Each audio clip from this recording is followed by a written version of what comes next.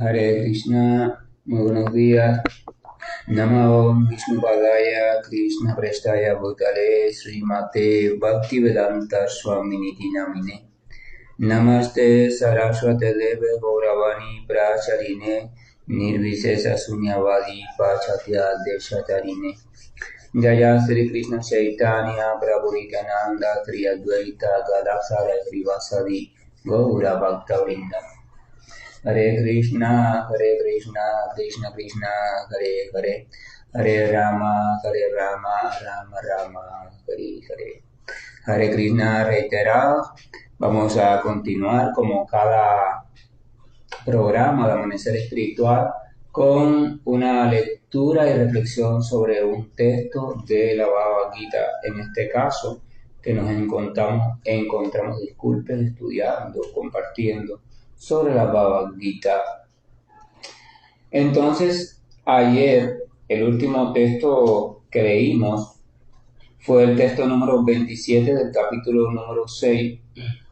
Este capítulo número 6 vamos a recordar que se titula Dhyana Yoga o el yoga de la meditación y que tiene estrechamente relación con el proceso de Ashtanga Yoga o de yoga que describe Patanjali en su Yoga Sutra.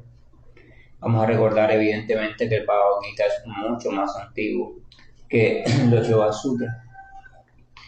Hay algo importante que debemos aclarar para las personas que son conocedoras de las terminologías del yoga y estas cosas. Hay dos palabras que se parecen mucho, pero son muy diferentes. Las palabras dhyana, con D, dhyana, y la palabra jnana, incluso la palabra jyaya. Dhyana se refiere al proceso, al estado de meditación. Dhyana o dhyana con una D aspirada. La palabra jnana, como si fuera con una G aspirada, se refiere al conocimiento. O sea, por tanto, jnana yoga se refiere a un sendero que se embarca en el vehículo del conocimiento o el método del conocimiento filosófico o la comprensión filosófica. Y jyaya significa sacrificio o actividad prescrita. Por tanto, estamos en el capítulo 6, que es el capítulo de Dhyana Yoga, Dhyana con D aspirada. O sea, un sendero de yoga que toma como vehículo la meditación. No tiene que ver con el Jnana Yoga que toma como vehículo la especulación filosófica o la comprensión filosófica. Porque es importante eso. De hecho, los dos tienen una metodología diferente. La finalidad del Dhyana Yoga, que es el sendero que está explicando en este momento, o metodología que está explicando el señor Krishna en este momento a Arjuna, como una de las varias metodologías que hay, se centra en aquietar las perturbaciones de la mente para entonces llegar a ir concentrando la atención en un espacio, después reducirla a algo específico y después entonces caer en meditación y de ahí caer en trance cuando ese objeto de meditación al parecer ocupa todo. Samadhi. Eso es Samadhi entonces. Entonces, cuando eso se logra, el místico en esa etapa perfecta, el objeto de meditación que toma en sí, o sea, donde él centra su atención al final del sendero, es la presencia del Señor Supremo en el corazón. O sea, el método describe, vamos a recordar versos anteriores, el método describe que después que hizo todo el proceso de sentarse, controlar los aires vitales, la respiración, etcétera, etcétera, el practicante reúne el aire vital en la cima de la cabeza, o sea, los que les gusta las palabras chakra sería en la región del séptimo chakra, fija la atención en el entrecejo, en la punta de la nariz, y entonces, dice el Señor Supremo, medite en mí, en el corazón. O sea, entonces sitúa toda tu atención, tu meditación en mí, medita en mí, en el corazón. Entonces ellos, el método antiguo, simplemente meditaban en la forma de Paramatma, o una figura de una expansión, una proyección de Vishnu o el Señor Supremo en el personaje de aquel que conserva todo lo que existe allí en el corazón, y en esa figura ellos se centraban y comenzaban o siguen meditando, los que practican ese método auténticamente. O sea, y en esa meditación en la superalma, en ese samadhi, en esa absorción, es que ellos llegaban a la relación con el Supremo, o sea, el yoga. La relación con el Supremo en su manifestación como Paramatma, como alma universal, como aquello que está dentro de todo. Ese es el camino básicamente del Dhyana Yoga o el yoga de la meditación que está describiendo Krishna en este momento. El camino del Jnana Yoga no es ese camino, es el camino de, a través del estudio de los textos, específicamente de Vedanta Sutra, a través del estudio del Vedanta, tratar de comprender de qué se trata la verdad absoluta, cuál es mi identidad, cuál es la relación con esa verdad, o sea, llegar a la comprensión de eso que llaman verdad absoluta, pero a través del conocimiento, o sea, del conocimiento o la descripción filosófica. Entonces, en ese caso, no hay proceso de meditación en el corazón, es simplemente un proceso que coge la mente y la inteligencia para tratar de tomar ese camino para llegar a la relación con Dios. Practicantes de Dhyana Yoga o el yoga de la meditación llega a la comprensión de Dios como algo localizado dentro de todos. El practicante de Jnana Yoga o el yoga del conocimiento llega a la comprensión de Dios como algo en lo que todo está situado y que es la fuente de todo y que todo está hecho de esa propia naturaleza. O sea, uno ese llega a la comprensión de Dios como Brahman o espíritu total, y el otro llega a la comprensión de Dios como Paramatma o alma localizada, o sea, Dios situado dentro de todos. Ambos evidentemente llegan al estado de yoga, porque ambos llegan a un estado de relación con el Supremo o con la verdad absoluta, lo único que lo conciben de dos maneras diferentes.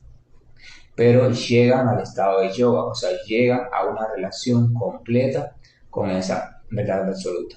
Pero es bueno tener en cuenta esa distinción de los términos para que tengamos claro que se refiere a dos procedimientos completamente diferentes. Entonces, en el texto 28, en el texto 27, que era el texto de ayer, el texto decía, el señor Krishna le decía a Arjuna, el yogi cuya mente está fija en mí. Eso es importante. El yogi cuya mente está fija en mí. O sea, evidentemente, el objeto de meditación absoluto para ese tipo de practicante llega a ser en un momento dado la suprema personalidad de Dios. Ese tipo de practicante puede que haya meditado anteriormente en diferentes cosas mientras que iba filtrando su camino, pero al final del sendero la suprema personalidad de Dios se convierte en su único objeto o elemento de meditación. O sea, en esa etapa de perfección ya él no medita en nada más. Meditar en la suprema personalidad de Dios, desde el punto de vista manifiesto, es algo que puede asumir o mostrarse de diferentes maneras.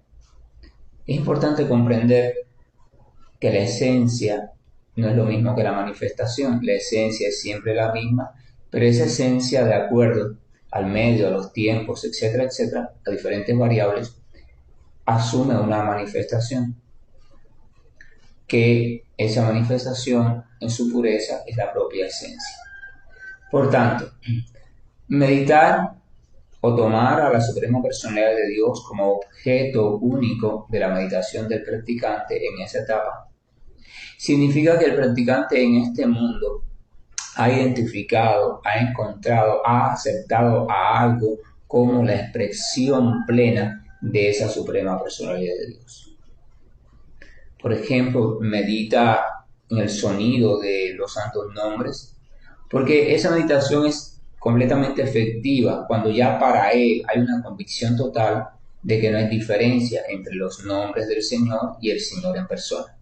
Cuando él está cantando, ya sea verbalmente o mentalmente, sobre los santos nombres y está absorto completamente en eso, y él tiene la convicción de que esos santos nombres es la pura presencia del Señor, entonces se puede decir que él está fijo en el Señor. Su mente, su meditación está fija en el Supremo, o sea, está cumpliendo con esa primera frase de Krishna cuando dice el yogi cuya mente está fija en mí. Pero vamos a suponer que tiene otra tendencia, vamos a suponer que tiene la tendencia de que ha encontrado o ha identificado a Dios con las llamadas deidades. Por ejemplo, en India se usan mucho las deidades. Entonces allí hay diferentes templos y allí hay una figura hecha de algún elemento que para el practicante representa la presencia de Dios. Lo que representa para él la presencia de Dios no es la piedra, el mármol o el material del que está hecho la figura, sino la figura en sí. Es eso en sí le evoca a él la presencia de Dios. Entonces, cuando él entra y ve esa figura, él automáticamente se sitúa en Dios. Es importante que esa figura le sirve como, por decirlo así, como portal, como trampolín para situarse en Dios. Si esa figura no le sirviera como trampolín o estímulo para automáticamente caer en la conciencia de Dios, entonces, y él simplemente se situara en esa figura como figura así y ya porque le gusta su forma, porque le gusta que está hecha de oro, está hecha de no sé qué, porque le gusta que está grande, porque le gusta que está bella, no. Si él se situara en esas cualidades como figura y esa figura no lo llevara a pensar en Dios, entonces eso es propiamente lo que se llamaría ídolo. O sea, porque es ajena al Señor. No te sirve para pensar en el Señor. Pero si esa figura automáticamente tú la ves o pasas cerca de ella, automáticamente te hace sentir la presencia de Dios, un respeto por Dios y te hace pensar en Dios, sus cualidades características, agradecer a Dios. No agradecer a la figura, fíjate, le estás agradeciendo ya a la esencia. Entonces, para ese tipo de persona, también en ese momento se puede decir que esa figura le permitió hacer que su mente quedara fija en Dios. Es muy interesante porque no es la figura en sí, fíjense, si ese mismo practicante se muda de pueblo en India o en otro lugar y tiene que ir a otro templo, ese mismo practicante va a ver otra figura, representando supuestamente al mismo principio, pero otra figura de otro material, el mismo personaje en esencia, pero de otro material, quizás en otra postura, quizás su forma de los ojos es diferente, pero para él va a ser el mismo papel, va a ser un portal o un trampolín o una representación que le va a servir para estimular la conciencia de Dios en él. Así que quiere decir que no se trataba de aquella figura en específico, sino se trata de que para él la deidad en general lo lleva a situarse en Dios. Entonces ahí tienes eso. Otra persona, por ejemplo, puede ver el Bhagavad Gita, tener Bhagavad Gita en su casa o otra literatura sagrada. Es importante. Nosotros estamos abordando Bhagavad Gita, pero toda literatura que aborde de forma fidedigna y coherente al Señor Supremo es una literatura sagrada.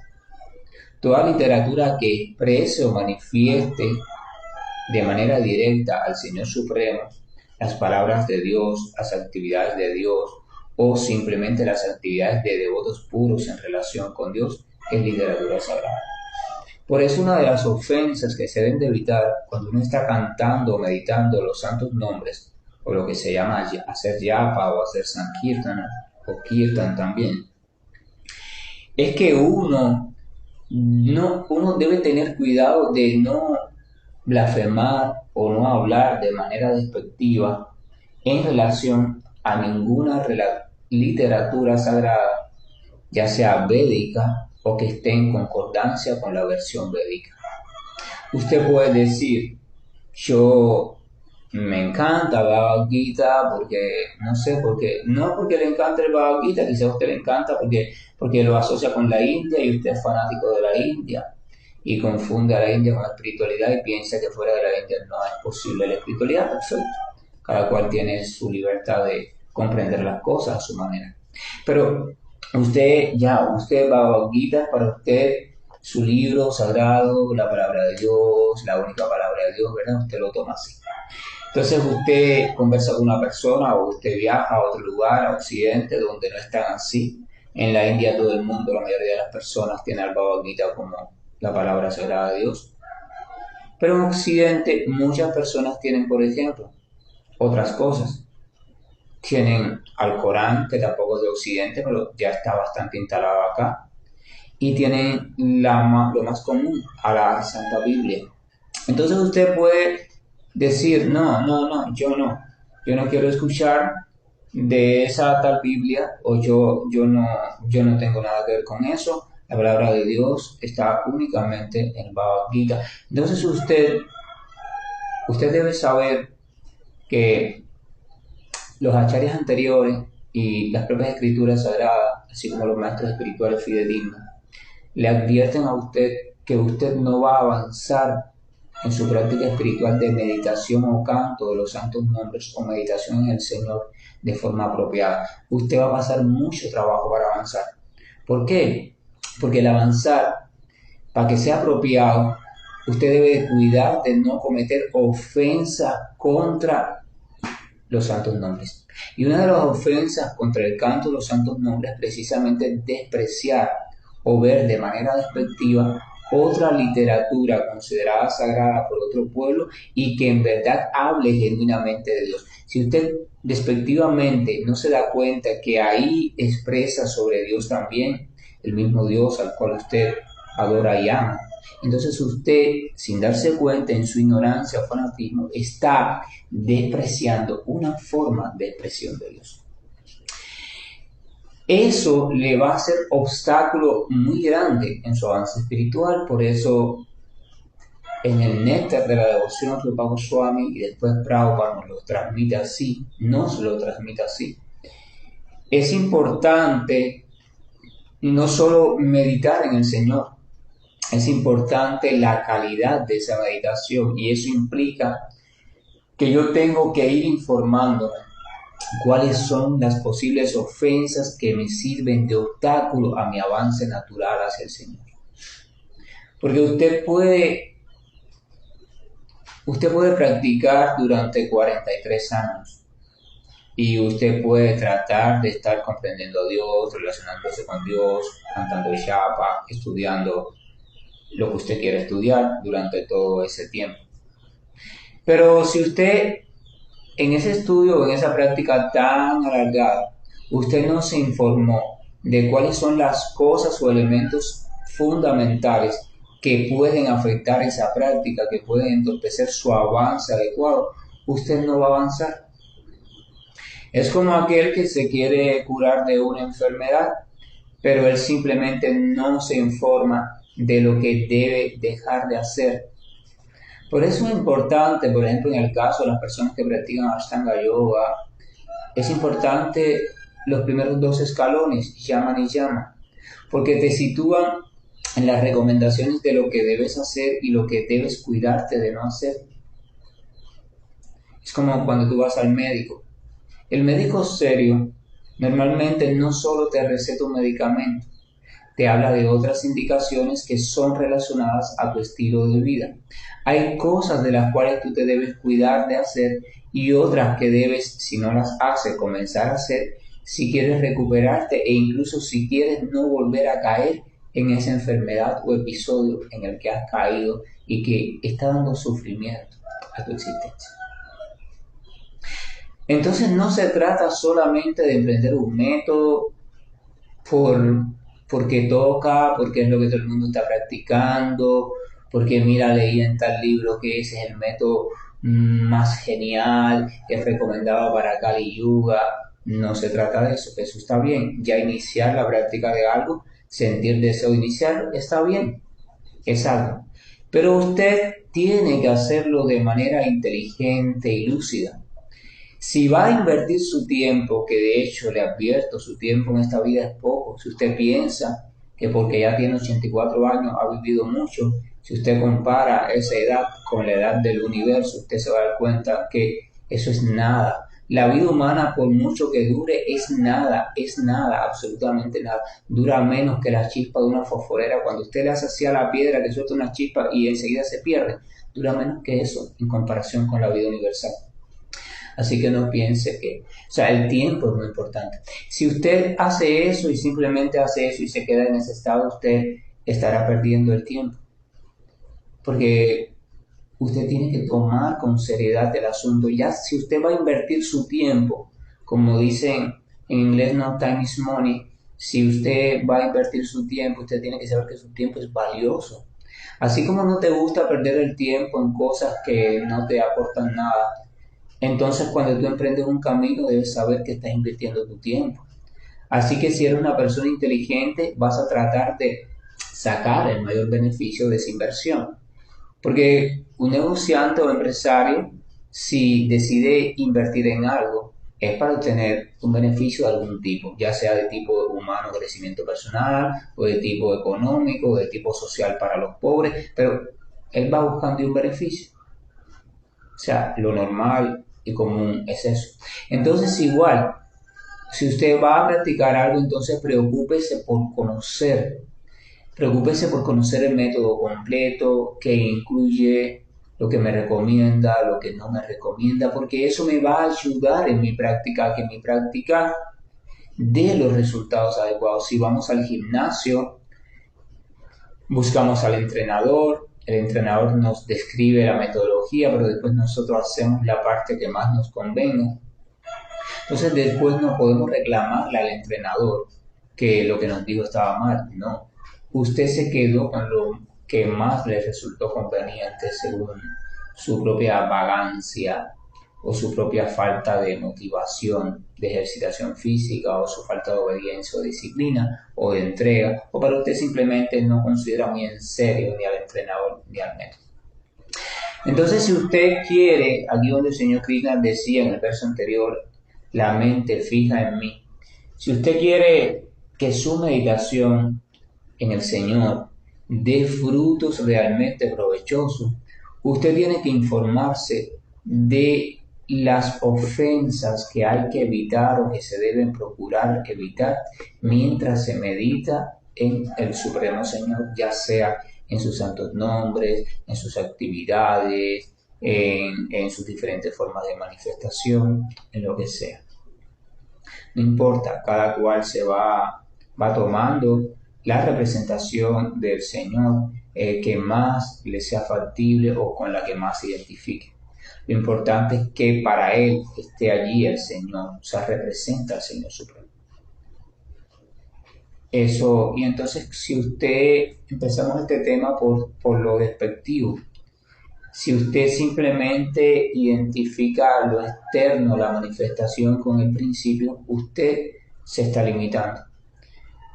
Entonces usted debe tener cuidado si usted siente cualquier sentimiento discriminatorio hacia otros textos sagrados que sean diferentes a aquel que usted tiene como sagrado.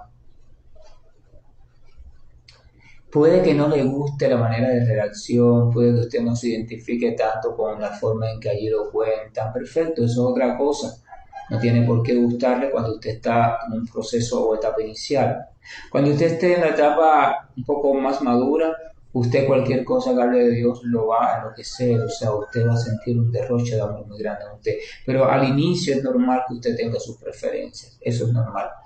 Pero tener preferencia no significa desdeñar. No, ese texto no. No, a mí no me estés leyendo nada sobre ese tal Jesús de Nazaret, ni sobre ese Evangelio de Juan, o sobre el libro de Reyes del Viejo Testamento, de la Biblia que las personas que siguen la tradición cristiana, porque no, eso no habla nada sobre lo que habla el Bhagavad Gita, en el sentido de que ahí no se menciona la palabra Krishna ni nada de eso. O, por decir Bhagavad Gita, otro texto. No, a mí no me leas nada de eso porque eso no tiene que ver con el Vedanta.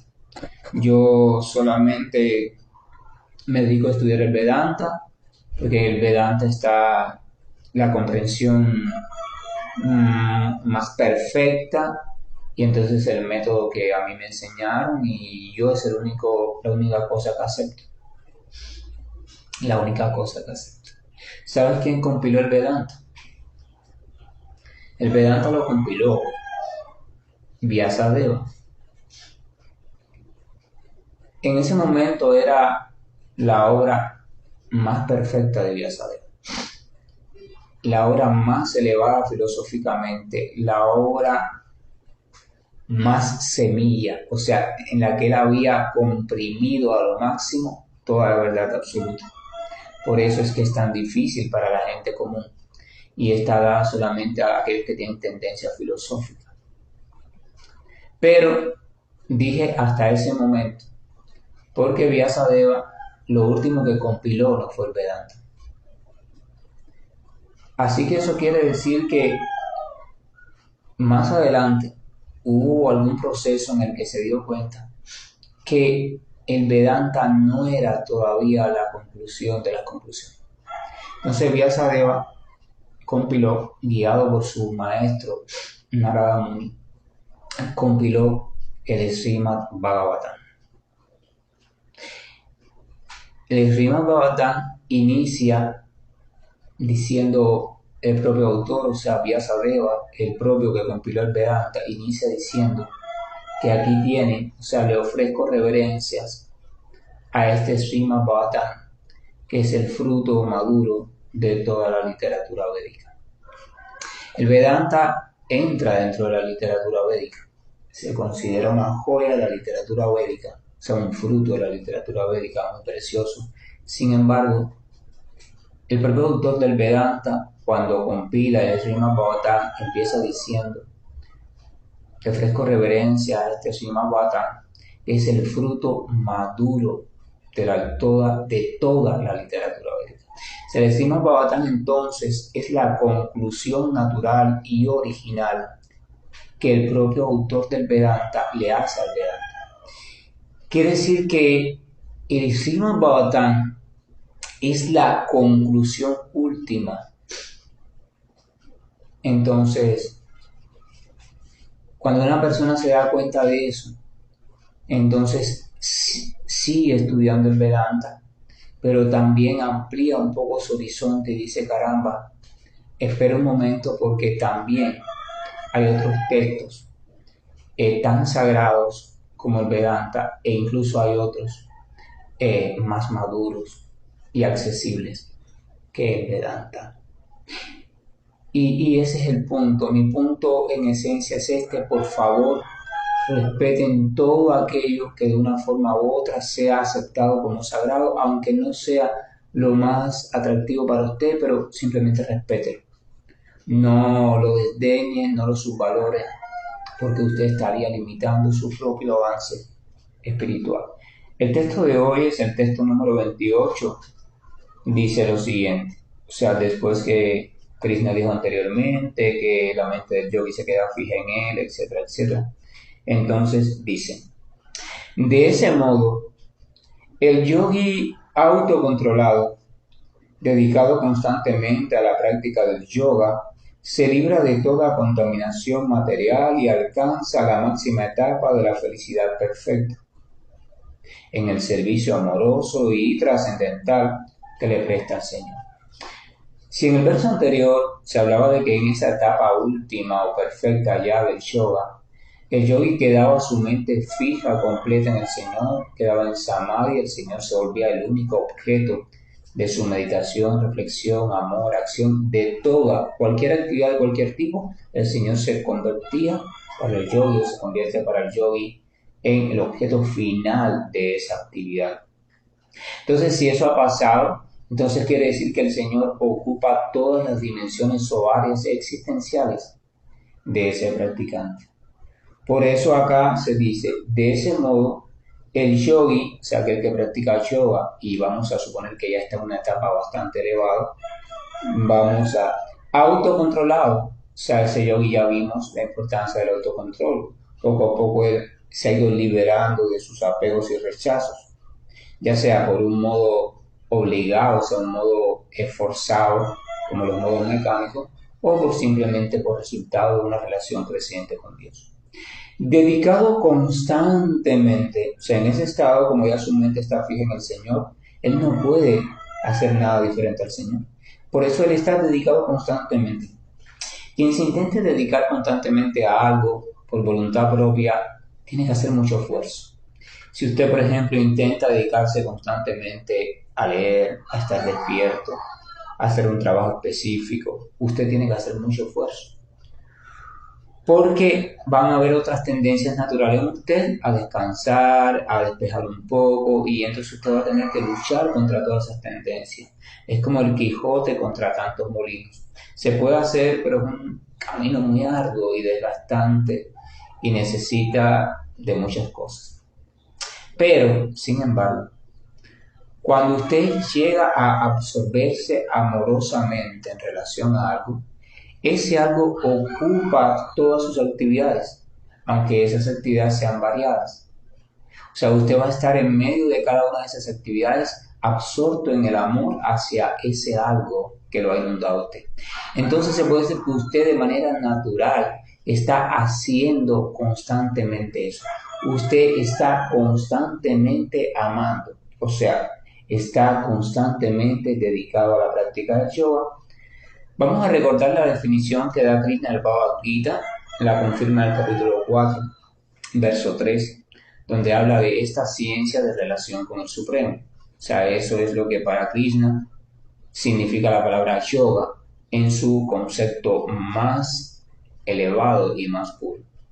Por tanto, cuando aquí dice que el practicante está dedicado constantemente a la práctica de yoga, se supone que el practicante está fijo en el Señor, en la relación con el Señor, está dedicado constantemente a la práctica del yoga.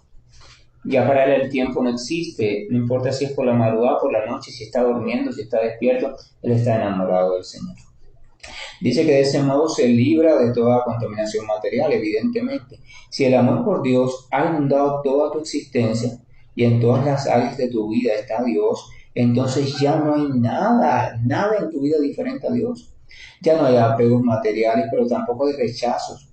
Usted ya no quiere esto, pero tampoco lo rechaza. Usted simplemente, como vaya haciendo, si va haciendo de esta manera, perfecto, por ahí voy. Pero usted está situado en Dios, usted simplemente está Dios. Hoy estoy en sufrimiento, mañana me siento, el cuerpo se siente bien, perfecto. Ya sea cuando tiene dolor o cuando se siente bien, no me importa. Yo sigo en mi posición, yo sigo situado en el yo sigo situado en Dios. Entonces se dice que situado así alcanza la máxima etapa de la felicidad perfecta en el servicio amoroso y trascendental que le presta al Señor. En el texto en sánscrito hay algo interesante porque hay un fragmento del texto en sánscrito donde dice Sukena Brahma Samparsham. Este Sukena en sánscrito hace referencia a un estado de felicidad, una felicidad plena. Usted se siente en un estado muy dichoso, muy feliz. Y este Brahma Samsparsham, Brahma se refiere en ese caso al espíritu, se está refiriendo al Señor Supremo. Y este Samparsa se refiere a un contacto, a una relación, un contacto trascendental que se tiene directamente con ese Señor Supremo. O sea, Brahma Samparsa. Ahora, ¿qué pasa? Esto es muy significativo porque se dice que el practicante se sitúa en una felicidad, o sea, una experiencia de felicidad muy grande en esta relación o en este contacto que tiene con el Señor Supremo.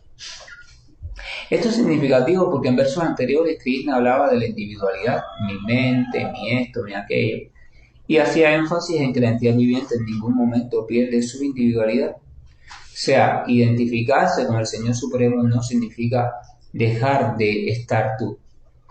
Entonces aquí dice Sukhan. Dice que hay una felicidad, una experiencia de felicidad que surge de ese contacto, de ese estar en contacto con Dios. Si usted se hace uno con algo, absolutamente uno, y ya no hay ninguna diferencia, entonces no puede haber contacto. No hay experiencia de contacto. Primero porque ya usted no está, entonces nadie puede experimentar el contacto. Y segundo porque ya no hay dos, es solamente uno absolutamente. Entonces esto quiere decir que esa felicidad, experiencia de felicidad que surge del contacto natural con el Señor, en el cual se estableció el yogi en su etapa perfecta, para quien el Señor lo es todo y ve al Señor en todo, sería imposible, o sea, niega por completo la posibilidad o la teoría de que te fundiste, te hiciste uno absolutamente con el Señor. Voy a ponerles un ejemplo muy simple. Vamos a suponer que usted tiene una pared blanca. En esa pared blanca, usted contrató a dos personas, a una persona que es un luminotécnico, y esa persona vino con dos equipos de luces. Un equipo que emite un haz de luz bastante con un radio amplio, o sea, un círculo de luz rojo hacia esa pared. Y él tiene otro equipo al lado, mucho más pequeño, de diámetro de luz más pequeño, y emite la misma luz roja. Vamos a suponer que él proyecta esa luz pequeña roja en la pared y al lado proyecta el círculo grande del mismo tipo de rojo, o sea, los dos rojos son el mismo color. Ahí podemos ver dos círculos, uno más grande y uno más pequeño, de la misma luz roja, o sea, de la misma naturaleza. Pero hay una sensación de separación. Perfecto. Le pedimos al luminotécnico que mueva el equipo de luz más pequeño de manera tal que vaya acercándose, que el círculo que hay en la pared pequeño se vaya desplazando hacia el lugar donde está el círculo grande. Cuando ese círculo va llegando al círculo grande, que va ingresando dentro del círculo grande, ocurre un fenómeno visual. Aparentemente el pequeño círculo ya no está, solo está el círculo grande. Esa es la conclusión a la que la mente llega. Pero si ese círculo pequeño se hubiera fundido en el círculo grande y hubiera dejado de estar él, entonces ya él no existiría. Ahora vamos a pedirle al luminotécnico que vuelva a mover su equipo hacia donde mismo estaba y él va a comenzar a desplazar lentamente el equipo en un ángulo diferente y vamos a ver qué va a pasar. Del círculo grande vamos a ver que va a volver a salir o a hacerse visible el círculo pequeño. El círculo pequeño, como es de la misma naturaleza que el grande, cuando entra en contacto con el grande, parece que ya no está, pero él sigue estando, simplemente está en contacto perfecto. La parte o la porción que es usted como alma espiritual nunca se pierde en el todo, porque es porción del todo. Lo que cuando todo lo que hay entre usted y el todo se desvanece, que a saber que es todas sus identificaciones materiales y falsas naturalezas, usted queda puramente de la misma naturaleza, como siempre ha sido, pero sin contaminación. Entonces, a la percepción de la mente, usted se ha perdido en el todo. No se ha perdido en el todo, usted sigue siendo parte de ese todo y nunca deja de ser parte de ese todo, pero está participando a plenitud de la naturaleza de ese todo desde la propia limitación de usted como porción. Si esa naturaleza individual se perdiera absolutamente, entonces no hubiera posibilidad de contacto. Contacto significa que hay más de una cosa, de la misma naturaleza, pero más de una cosa. Entonces ese Sukhan, esa felicidad, experiencia de felicidad de la que habla Krishna, que proviene del contacto entre el practicante y el Supremo, no fuera posible. Sin embargo, Krishna habla de eso como el estado pleno, el estado último, el estado pleno. donde usted nunca pierda a Dios, ni Dios nunca lo pierde a usted. Pero para que usted no pierda a Dios, usted no puede fundirse. Si usted se funde, usted simplemente se pierde usted. Ya no hay posibilidad de que usted no pierda a Dios, porque hay uno que ya no está. Usted ya no está. Lo que sí se desaparece por completo antes de llegar a ese estado, porque si no, no puedes llegar a ese estado, es tu noción falsa de identidad. Ya lo que tú crees que eres, sí, ya eso sí no puede estar. Pero tu identidad, tu naturaleza verdadera, no se puede perder, porque es parte de Dios, porque es eterna parte de Dios, y por tanto tu existencia es eterna en virtud de que tu naturaleza es eterna. Eso, ojo, el materialista podría decir, qué tontería, nadie es eterno. Es verdad, él tiene razón, porque para él tú eres el cuerpo. Evidentemente ese cuerpo no es eterno, ni esa mente que tiene ahora es eterno, ni el conocimiento que ha acumulado sobre física, química, biología e historia es eterno, ni su familia es eterna, ni su cuenta bancaria es eterna, todo pertenece a este mundo. Eso es verdad, nunca se vayan con un materialista porque él tiene la razón. Nadie es eterno, no pienses que tú eres eterna.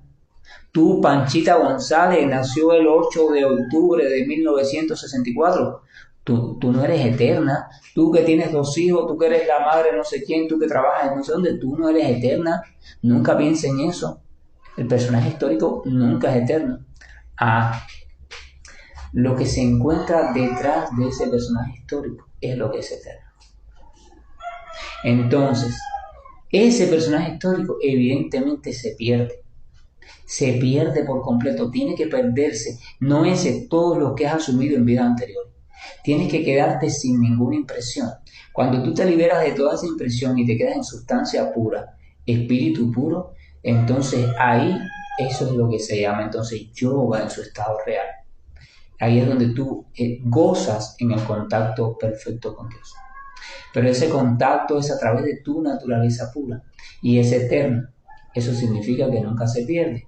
Y si nunca se pierde, significa que tú nunca dejas de ser esa parte. Tú dejaste de ser Panchita González, pero no dejaste de ser nunca alma espiritual, porción eterna del Señor. Eso es autorrealización completa. Comprender mi verdadera posición y vivir conforme a ella. Si soy porción eterna del Señor y esa es mi naturaleza real, ya logré lo primero en ese estado de perfección, cosa que nosotros no hemos logrado ninguno. Pero estamos hablando del estado ideal, al cual llegaremos en algún momento. Entonces, si ya logré eso, viene la segunda parte. Voy a vivir como eso. Si ya me sitúo en mi estado pleno de parte de Dios, ahora voy a vivir como parte de Dios. La única función que tiene una parte es formar parte del todo y por tanto tributar a ese todo, servir al todo, estar a disposición del todo. Eso en sánscrito se llama bhakti. En sánscrito se llama servicio devocional. Esa es la posición original de la actividad viviente. No hay otro modo de estar 100% en Dios, sino inmerso en el servicio devocional, inundado de bhakti o de amor puro por Dios, llámese también prema en sánscrito, en el lenguaje más técnico. Pero para eso yo tuve que comprender primero mi naturaleza. Yo no puedo funcionar de acuerdo a mi naturaleza si no la comprendo primero. Pero yo no la puedo comprender hasta que no me vaya desidentificando de lo que yo creo que soy. Pero yo no me voy desidentificando de lo que yo creo que soy hasta que yo no entre en contacto con posibles realidades diferentes. Si usted vive en un barrio donde todo el mundo considera que bañarse cada 7 días es lo común, y usted le enseña eso de lo que usted nace, y usted nunca sale de ese barrio, usted va a ver eso como la práctica más común, y de hecho la práctica verdadera, de hecho la más saludable. Eso en psicología social se llama familiaridad acrítica. Usted ha perdido todo sentido de crítica porque no tiene con qué comparar. Pero si usted sale de ese barrio o alguien nuevo se muda al barrio o usted sale mejor, usted contrasta con otras realidades y usted se le abre el espectro y usted dice, oye, espérate, porque hay más formas de aquella que yo pensaba que era la única. Y entonces usted empieza a contrastar. Eso es lo que pasa también. Si usted permanece simplemente relacionándose y siempre inmerso en un círculo de vida, ya sea social, familiar, de relaciones, etcétera, etcétera, donde todos piensan de la misma forma, nacimiento, muerte, la vida es una lucha constante, esta vida no es posible ser feliz, es una lucha constante, todo este mundo, Dios es justo. Si usted se mueve allí y permanece allí conscientemente, usted nunca podrá pensar diferente. Y si no piensa diferente, nunca podrá valorarse la posibilidad de que en verdad no es así, de que usted es algo diferente. Pero en la medida en que usted abandona ese círculo o tiene la suerte de que algo por casualidad caiga en su vida, por casualidad aunque sea, entre comillas, esa casualidad, que le abre la ventanita a nuevas opciones, ya usted se empieza a cuestionar, ¿qué será eso? ¿Qué será eso de espiritualidad? Y usted emprende una búsqueda, un camino, si está listo y si es inteligente. Ese camino se va a tardar mucho o se va a tardar poco, depende de las particularidades de cada cual. Pero usted emprende ese camino. Después de ese camino, a su debido tiempo, lo lleva a cada vez estar más cercano a la conclusión. Después esa conclusión lo lleva a su identidad verdadera. Es decir, es un proceso, pero primero tiene que pasar eso. Por eso es la importancia de abrir nuestra vida en cierto grado a aquello que nos muestre la perspectiva espiritual. Una perspectiva, aunque sea en un principio ilógica para nuestro aprendizaje material, pero abrirle un espacio. Porque si nunca le abrimos el espacio a esa perspectiva, nunca nos podremos ni iniciar el camino de liberación. Pero siempre eso hacerlo de manera saludable. Ayer hablamos de eso, la práctica espiritual, el camino espiritual, que sea saludable, que no nos lesione, pero que tampoco nos deje en el mismo lugar durante toda la vida. Que la gracia y el amor del Señor Supremo siga inundando tu vida, porque aunque no lo creas, la está inundando. Porque cada vez que tú escuchas hablar de Dios, es una gotica de agua que cae en tu recipiente y a su debido tiempo desbordará el recipiente. Se demorará más o se demorará menos de acuerdo al tamaño del recipiente, pero lo va a desbordar de seguro en algún momento. Entonces, que esa gracia de amor siga cayendo en usted. Sigue estimulando todas las cosas inquietantes que hay en tu corazón con relación a Dios, para que no las reprimas, sino que le busques una salida inteligente. Para que podamos experimentar crecientemente ese Sukhan del que habla Krishna. O sea, esa felicidad trascendental, perfecta y magnífico que surge de ese Brahma Sansparshan, o sea, de ese contacto constante con nuestro Señor en la forma ya sea de su santo nombre, de una deidad, de un libro, de un texto, de un verso que hable de él, en la forma que sea. Porque en este mundo hay que relacionarse con el Señor a través de algo que representa al Señor en este mundo material. Hare Krishna, buen día para todos y estoy finalizando la llamada.